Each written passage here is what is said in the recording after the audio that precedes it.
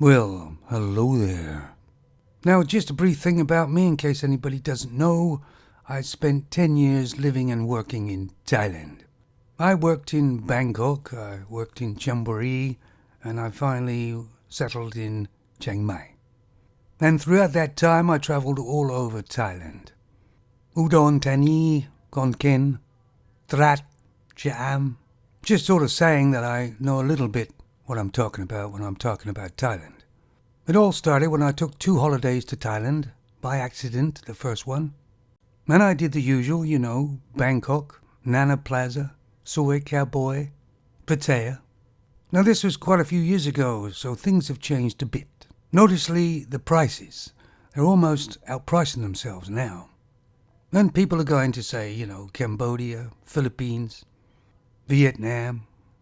But the reason I'm making this video about this place is because there's a documentary, a 3-part documentary by the BBC about the places in, say, Pattaya, I think Bangkok too. It's all about the girly bars. Of course, the trouble is the BBC has lost all its credibility.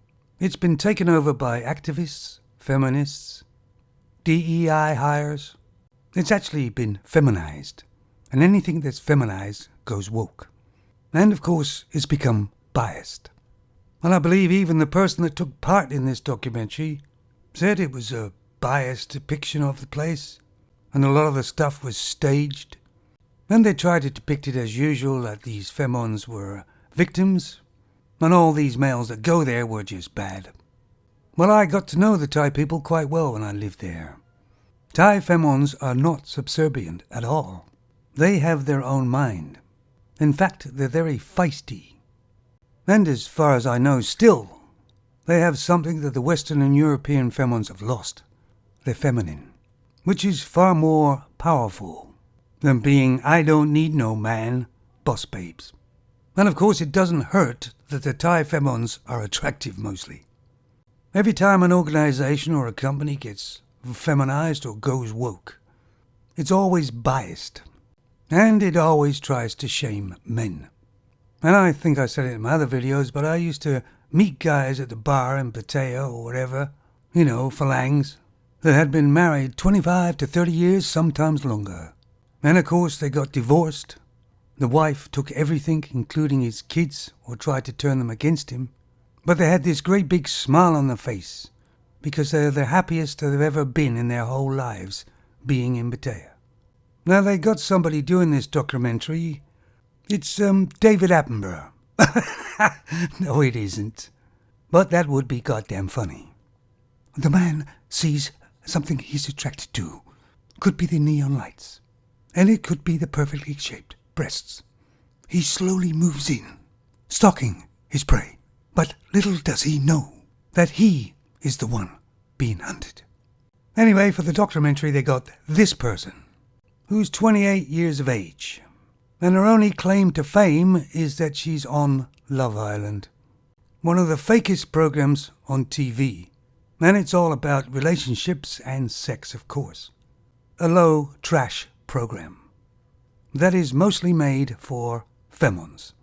Like I said in my other videos there, a lot of femons don't like Pattaya, don't like places like that, because they're not getting the money.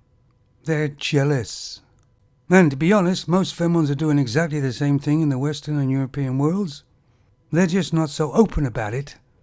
And the prices are extortion. I haven't seen the documentary and I won't do. I don't like propaganda and lies.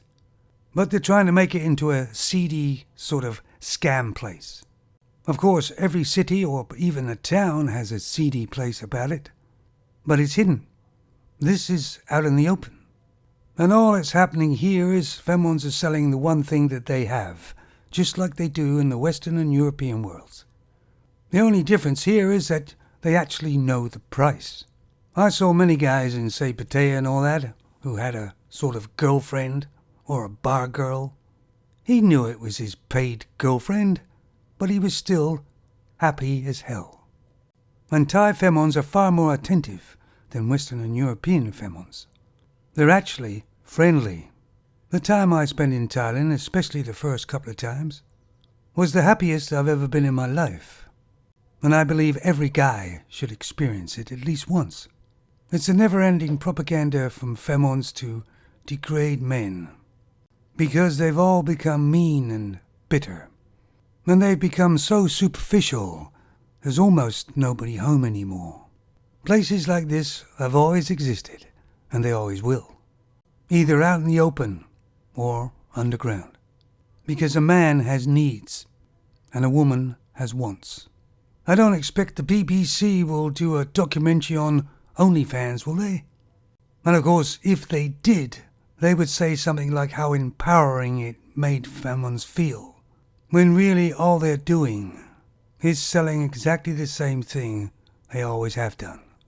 Femons seem to be the biggest hypocrites, don't they? You know, I used to see a lot of guys who went to Pattaya with their wife or their girlfriends, and you saw them sitting at the bar with this miserable look on their face, knowing that they made the biggest mistake in their life. Life is for living, guys.